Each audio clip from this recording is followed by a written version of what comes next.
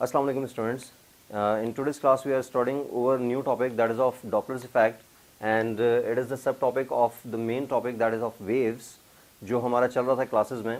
अच्छा स्टूडेंट्स, आपने ऑब्जर्व किया होगा when an ambulance approaching you with a particular speed तो आपको हाई पिच साउंड सुनने को मिलता है and when the ambulance is moving away from us तो साउंड स्पीड का पिच या उसकी फ्रीक्वेंसी जो है वो लो हो जाती है. अच्छा, अब ये फिनोमेना जो है ये बेसिकली फिजिक्स में इसको कहते हैं Doppler's effect. And how can we describe the Doppler effect. Basically Doppler effect is the shift in the frequency when the sound source is moving or when the sound source or the detector are moving relative to each other.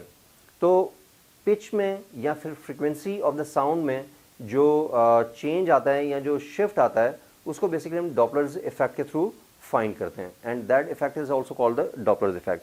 अच्छा, अब initially हम यहाँ पर ये suppose कर रहे हैं कि both the listener and the source of the sound both are in rest condition और द स्टेशनरी. तो अब यहाँ पर साउंड सोर्स से जितनी भी वेव्स इमिट होंगी they have the equal wavelength and the constant frequency, और जो लिसनर तक अप्रोच करेंगी ऑल द टाइम उन सब की वेवलेंथ और फ्रीक्वेंसी हमेशा सेम रहेगी. अब यहाँ पर हमने साउंड जो साउंड सोर्स है that is stationary and the speed of the source is denoted by Vs, so we have taken here the Vs is equals to 0 and we are also considering here the detector or the listener is stationary, so the speed of the detector is denoted by Vd and it is also equals to 0. अच्छा, अब यहाँ पर थोड़ा सा problem ये होता है, मतलब चेंज ये आता है कि when the source or the detector are in relative motion तो अब जो लिसनर तक या डिटेक्टर तक साउंड वेव्स अप्रोच करती हैं उनकी फ्रीक्वेंसी में शिफ्ट आ जाता है, मतलब चेंज हो जाता है. अब यहाँ पर हम एक केस कंसिडर करते हैं कि if the source is moving towards stationary detector that means V D is equals to 0 and the source is moving with the particular speed that is denoted by V S towards the stationary detector. तो अब यहाँ पर जो sound waves approach कर रही होंगी detector की तरफ या फिर लिसनर तक, दे विल बी स्क्वैश्ड, मतलब उनमें कॉन्ट्रैक्शन प्रोड्यूस होगा, मतलब वो कॉन्ट्रैक्ट होंगी और उनका वेवलेंथ डिक्रीज हो जाएगा.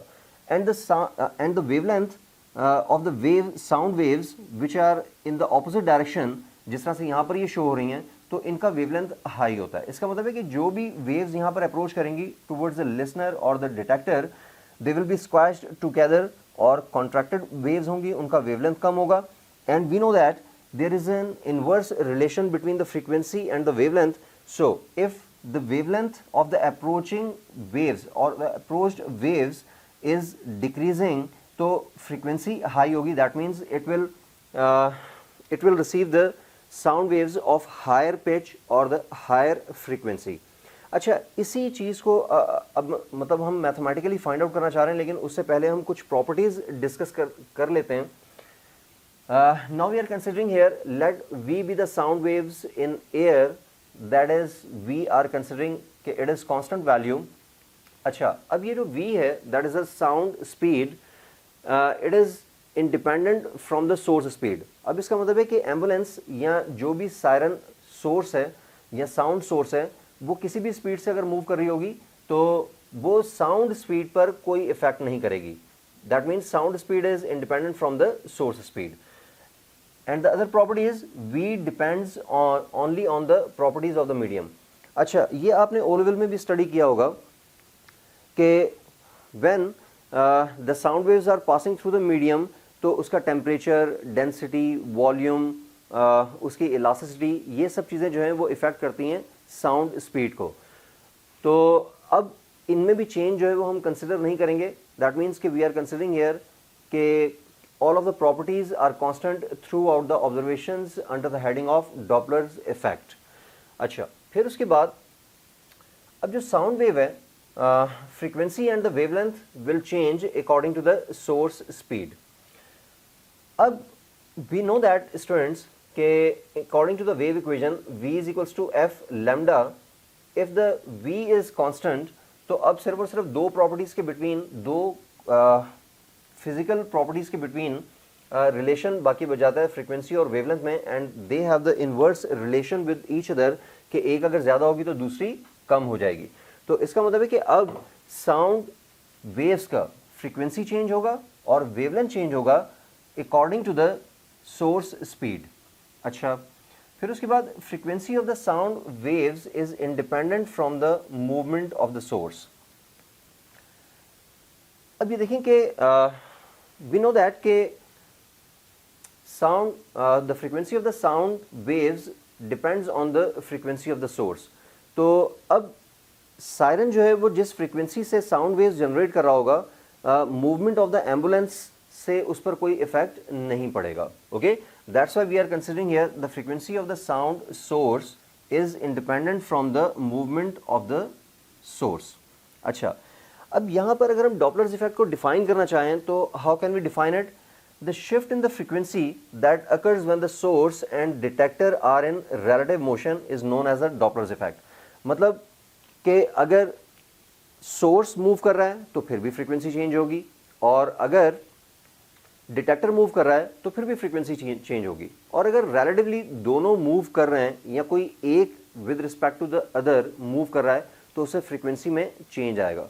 अब यहाँ पर जो साउंड वेव्स की फ्रीक्वेंसी चेंज हो रही है वो बेसिकली लिसनर के लिए हो रही है, कि लिसनर तक जो साउंड वेव्स अप्रोच कर रही हैं उनकी फ्रीक्वेंसी में शिफ्ट कितना हो रहा है वो हमें कैलकुलेट करना है। Students, it is the formula by which we can calculate the frequency of the sound waves approached up to the detector, जिसमें आपके पास यहाँ पर ये v है, v plus minus V D divided by v minus plus V S into F S. Okay, where F S shows the frequency of the sound that the source emits, and FD is the frequency of the sound waves that the detector hears, and V is the speed of the sound waves, and Vs is the speed of the source, and Vd is the speed of the detector। अच्छा students, अब यहाँ पर आपके पास यहाँ पर numerator में भी प्लस माइनस के साइंस गिवन है और डिनोमिनेटर में भी माइनस प्लस के साइंस गिवन है, तो इनको कहाँ कहाँ पर हम यूज़ करेंगे? तो बेसिकली जब भी आपके पास टूवर्ड्स मूवमेंट होगी, फॉर मोशन, या फिर इसको हम ऐसे लिख देते हैं कि for towards motion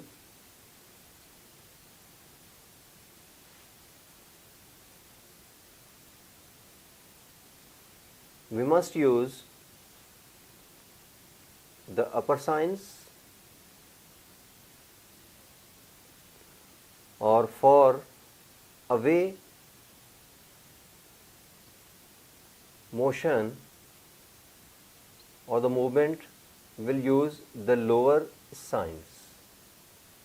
okay students, अब इनमें क्या डिफरेंस होगा कि अगर for example if the detector and the source both are moving towards each other, or anyone is moving towards the other, तो उसके लिए फिर आप अपर साइंस यूज़ करेंगे। दैट मीन्स न्यूमरेटर में आप प्लस का साइन यूज़ करेंगे और डिनोमिनेटर में माइनस का साइन यूज़ होगा।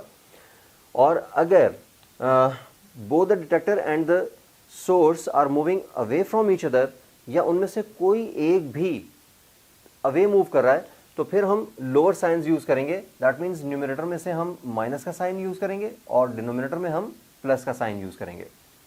अब स्टूडेंट्स, हम डिफरेंट केसेस स्टडी करेंगे इसके, कि हम यहाँ पर कंसिडर कर सकते हैं कि source is moving towards the stationary detector और the source is moving away from the stationary detector, और इस तरह से detector is moving away from the source, stationary source, और detector is moving towards the stationary source. और इसके अलावा different cases हम ले सकते हैं। For example, both are moving towards each other, both are moving from away from each other, and one is following the other. तो इस तरह से डिफरेंट केसेस बनेंगे। Now will discuss those cases under the heading of the Doppler's effect with this formula. अच्छा, अब यहाँ पर हम एक और चीज़ डिस्कस कर लेते हैं कि हमारे ज़्यादातर केसेस में, पास्ट पेपर्स में, स्टेशनरी डिटेक्टर यूज़ किया जाता है। If the detector is stationary, now we can consider here कि यार वी डी जो है वो आपके पास ज़ीरो के इक्वल होगा, ठीक है।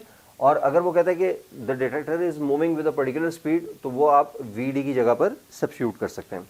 Now students we will discuss about the different cases of the Doppler's effect.